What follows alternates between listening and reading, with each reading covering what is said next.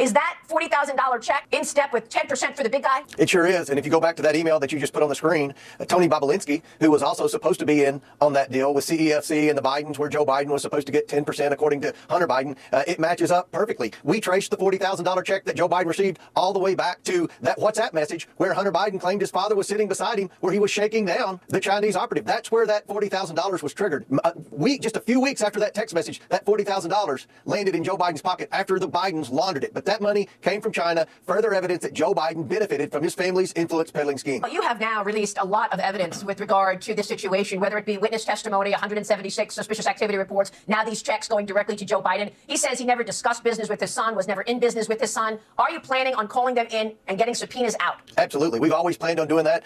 This has been a painful process, Maria. We've been obstructed. We've been fought at every turn, not just by the Biden's big money attorneys, but also by the federal government. The IRS is obstructed. The DOJ is obstructed. The Treasury has obstructed. FBI has obstructed. And the Democrats on the House Oversight Committee have pretty much been the Biden legal defense team. But through it all, we have followed the money. We've done this the right way. We've subpoenaed bank accounts. And now we have enough bank accounts, Maria, where we can actually trace the money. We can connect the dots because as you showed on the screen with the series of transactions, that's called money laundering. And this was a very organized criminal enterprise by the Biden family. This wasn't just some drug addict, doing concoctions and making wild transactions. This was very organized. And the reason they did these complicated transactions was to disguise the source of the revenue and to deceive the IRS from paying taxes. So what you're going to see in the coming weeks is a lot of loans. Anytime the Bidens have money, they're going to claim it was a loan because you don't have to report loans on your taxes. If you're the IRS and you're just looking at someone's taxes, you would never know that Joe Biden got 2 checks for loan repayments, $200,000 and $40,000. You wouldn't know about all the money that we're going to show that James Biden took in and Hunter Biden took in from loans. Loans is a way, it's an integral part of money laundering where you deceive from the IRS about the revenue you're taking in. In other words, you're a tax cheat. Wow. So in other words, in addition to potential bribery, influence peddling, there could be tax evasion as well?